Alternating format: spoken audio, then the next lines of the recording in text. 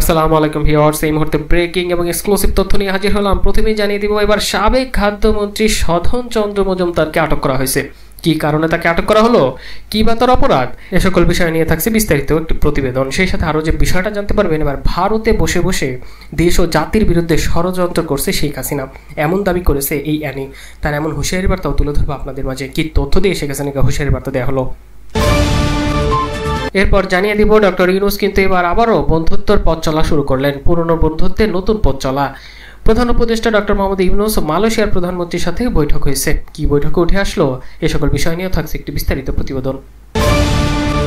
এবং সবশেষে আপনাদের মাঝে জানিয়ে দিব, সাবেক রাষ্ট্রপতি বদরুদ্দোজা চৌধুরী মারা গেছেন। ইন্না লিল্লাহি ওয়া ইন্না ইলাইহি রাজিউন। এই সাবেক রাষ্ট্রপতিকে নিয়েও জানিয়ে দেব বিস্তারিত কিছু বিষয় ভিডিওর শেষ অংশে। এতক্ষণ শুনছিলেন শিরোনাম, এবার বিস্তারিত। এবার সাবেক খাদ্যমন্ত্রী সাধন চন্দ্র মজুমদারকে আটক করা হয়েছে। ব্যাপক বাণিজ্য এবং ব্যাপক লুটপাটের তথ্য তার বিরুদ্ধে এসেছে। কিভাবে খাদ্যমন্ত্রী থাকা অবস্থায়ও গম কেনাবেচা থেকে শুরু করে ব্যাপক ধরনের লুটপাট, দুর্নীতি এবং অনিয়মের জর্জরিত এই যে সাধন চন্দ্র মজুমদার, অবশেষে তাকে কিন্তু আটক করা হলো। আপনারা রীতিমতো চমকে যাবেন। একবারে কিন্তু রিপোর্ট প্রকাশিত হয়েছিল গমের বিষয়টি নিয়ে। সেখানে উঠে এসেছিল তার ব্যাপক দুর্নীতি, খাদ্যের মান নিয়ন্ত্রণ সহ নানা অভিযোগে অভিযুক্ত এই সাধন চন্দ্র মজুমদার। তাকে ব্যাপকভাবে রিপোর্ট করা হলেও সেটার কোনো সদুত্তর বা সমাধান দিতে পারেনি। নওগাঁ 1 আসনের সাবেক এই সংসদ সদস্য সাবেক খাদ্যমন্ত্রী সাধন চন্দ্র মজুমদারকে আটক করেছে পুলিশ। 3রা অক্টোবর রাতে রাজধানীর ভাড়াটা থেকে তাকে আটক করা হয়। ডিবির এক কর্মকর্তা আটকের বিষয়টি নিশ্চিত করেছেন। সাবেক এই খাদ্যমন্ত্রী সাধন চন্দ্র মজুমদার ছিলেন নওগাঁ 1 আসনের সংসদ সদস্য। সাপাহারা, পোরশা ও নিয়ামতপুর এই 3 উপজেলায় নিয়ে গঠিত নওগাঁ 1 আসনের সংসদ সদস্য হিসেবে তিনি 2008, 14, 18 ও সর্বশেষ 24 সালে জাতীয় নির্বাচনে এ আসনের সংসদ সদস্য নির্বাচিত হন। তাহলে 1, 2, 3 এবং 4 বার 20 বছর তিনি রাজত্ব করেছেন। সংসদ সদস্য হিসেবে নির্বাচিত হন সাধন চন্দ্র মজুমদার। 2018 সালের যে বিষয়টা, সেটা হচ্ছে 2018 সাল থেকে 24 সাল পর্যন্ত তিনি খাদ্যমন্ত্রীর দায়িত্ব ছিলেন। এত বছর নিজে রাজত্ব করার পরেও খাদ্যের মান নিয়ন্ত্রণে তিনি ব্যর্থ হয়েছেন। নানা অভিযোগে অভিযুক্ত তিনি। অবশেষে তাকে কি কারণে গ্রেফতার করা হলো সে বিষয়টি এখনো নিশ্চিত করে জানায়নি পুলিশ। তবে ধারণা করা হচ্ছে তার বিরুদ্ধে হত্যা মামলা বা অন্য কিছু হতে পারে। কেননা যখন ছাত্র জনতা গণ অভ্যুত্থান শুরু হয়, তখন তার সাজস্য আছে কিনা তা পরবর্তী রিপোর্টেই জানা যাবে। এখন পর্যন্ত সংবাদ মাধ্যমে বিষয়টা তুলে ধরেনি তাকে কি কারণে গ্রেপ্তার করা হয়েছে। এবার শেখ হাসিনাকে নিয়ে ব্যাপক তথ্য প্রকাশ করেছে আইনি। ভারতে বসে দেশে ও জাতির বিরুদ্ধে ষড়যন্ত্রে লিপ্ত হচ্ছে শেখ হাসিনা। বিএনপির এই মুখ্য নেতা তিনি স্পষ্ট করে তুলে ধরেছেন, ভারতে বসে বসে জাতি ও দেশের বিরুদ্ধে ষড়যন্ত্র করে যাচ্ছে। ভারতে পালিয়ে বসে বসে এই শেখ হাসিনা।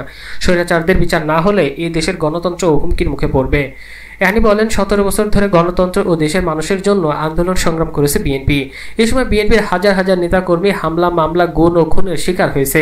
যারা এসব অপকর্মের সঙ্গে জড়িত তাদের গ্রেফতার বা বিচার করতে হবে। স্বৈরাচারদের বিচার না হলে এই দেশে গণতন্ত্র থাকবে না, গণতন্ত্রের হুমকির মুখে পড়বে। তাই অন্তর্বর্তীকালীন সরকারের কাছে দাবি, দেশের মানুষের পক্ষে যেমন কাজ করতে হবে, তেমনি হায়ানা ও খুনি স্বৈরাচারের শেখ হাসিনা ও তার দোসরদের বিচার নিশ্চিত করতে হবে। সবাইকে সজাগ থাকার আহ্বান জানিয়েছেন এই অ্যানি।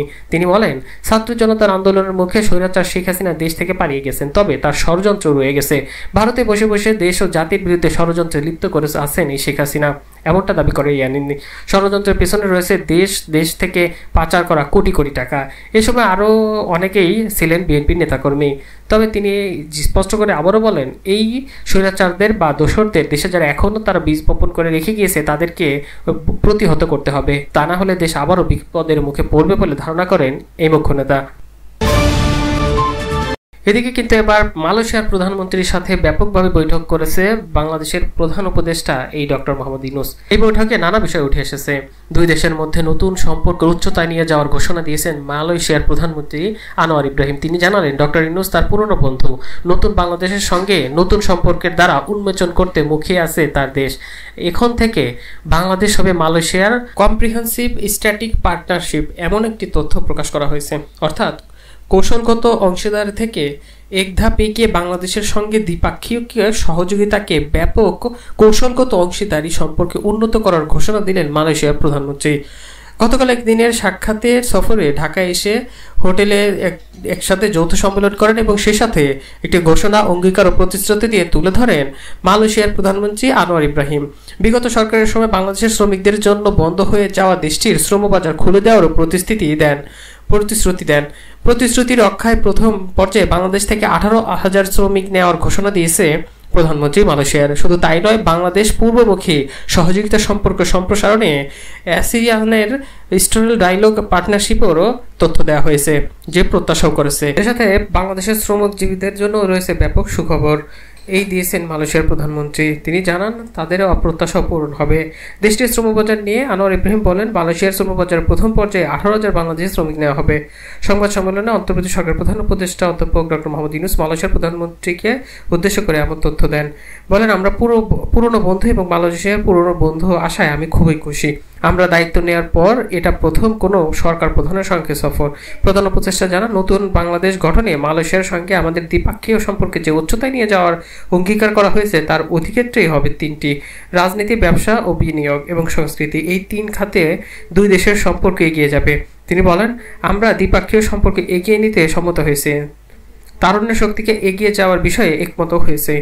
সম্পর্ক নতুন উচ্চতায় নিতে অর্থনৈতিক, সংস্কৃতি, রোহিঙ্গা ইস্যুতে আলোচনা হয়েছে। ফ্রি ট্রেড এগ্রিমেন্ট নিয়ে আলোচনাও হয়েছে। জানিয়ে প্রধান উপদেষ্টা বলেন, বাণিজ্য ও বিনিয়োগ, শিক্ষা বিনিয়োগ, সেই সাথে শিক্ষা, কৃষি, বিদ্যুৎ, জ্বালানি আরও নানা বিষয়ে আলোচনাও করা হয়েছে। অবকাঠামোগত উন্নয়ন, ব্লু ইকোনমি এবং সেবা খাতসহ পারস্পরিক স্বার্থ সংশ্লিষ্ট ক্ষেত্রে নিয়েও কথা বলা হয়েছে। মালয়েশিয়া বাংলাদেশের জন্য কর্মসংস্থান তৈরি এবং ভিসা সহজীকরণ বিষয়েও আলোচনা করা হয়েছে। এমনটা তথ্য দিয়েছে ডক্টর মোহাম্মদ ইউনূস। এবং তার সাথে দীর্ঘক্ষণ আলোচনার মাধ্যমে বোঝা যাচ্ছে বাংলাদেশ এবং মালয়েশিয়ার সম্পর্ক আবারও উচ্চতায় নিয়ে যাবে এই ডক্টর মোহাম্মদ ইউনূস।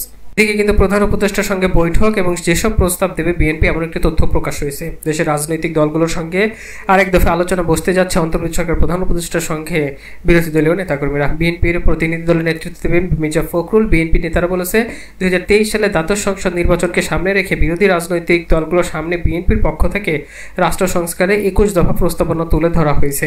সেখানে একটি অবাধ, নিরপেক্ষ, গ্রহণযোগ্য নির্বাচনের আগে নির্বাচন কমিশন সহ কী ধরনের সংস্কার প্রয়োজন তারও বিস্তারিত ছিল। আর নির্বাচন পরবর্তী রাষ্ট্রের কী ধরনের সংস্কার করা হবে তাও বিস্তারিত ব্যাখ্যা ছিল। প্রধান উপদেষ্টার সঙ্গে বৈঠকে সেই 31 দফা থেকে নির্বাচন পরবর্তী কী ধরনের সংস্কার প্রয়োজন সেগুলোও তুলে ধরা হবে। পাশাপাশি আগামী নির্বাচন নিয়ে অন্তর্বর্তী সরকারের মনোভাব কী তা বোঝার চেষ্টা করে বিএনপি। একই প্রসঙ্গে বিএনপির স্থায়ী কমিটির সদস্য খন্দকার মোস্তাক হোসেন গণমাধ্যমকে বলেছেন, রাষ্ট্র সংস্কারে কী ধরনের প্রস্তাব দেওয়া হবে তা নিয়ে দলের মধ্যে আলোচনাও চলছে। এবং সব শেষে এবার তুলে ধরতে যাচ্ছি সাবেক রাষ্ট্রপতি বদরুদ্দোজা চৌধুরী। তিনি আর এই পৃথিবীতে নেই, মারা গেছেন। ইন্না লিল্লাহি ওয়া ইন্না ইলাইহি রাজিউন। সাবেক রাষ্ট্রপতি প্রখ্যাত চিকিৎসা অধ্যাপক একিউএম বদরুজ্জা চৌধুরী ইন্তেকাল করেছেন। গতকাল শুক্রবার দিবাগত রাত 3:30টার দিকে উত্তরার মহিলা মেডিকেল কলেজ অ্যান্ড হাসপাতালে চিকিৎসাধীন অবস্থায় মারা যান তিনি। তার বয়স হয়েছিল প্রায় 94 বছর। ফুসফুসে সংক্রমণ নিয়ে বদরুজ্জা চৌধুরী হাসপাতালে ভর্তি হয়েছিলেন। তার মেয়ে চিকিৎসক শায়লা চৌধুরী জানান, আগে থেকেই তার বাবা ইসকেমিক হার্ট ডিজিজ ছিল। গত বুধবার সকালে তার ফুসফুস সংক্রমণ ধরা পড়ায় হাসপাতালে ভর্তি করা হয়। আজ শনিবার বদরুজ্জা চৌধুরীর ছেলে রাজনীতিবিদ মাহিবি চৌধুরী সকালে প্রথম আলোর কে তথ্য দিয়ে জানায় তার মৃত্যুর খবরটি নিশ্চিত করেছে।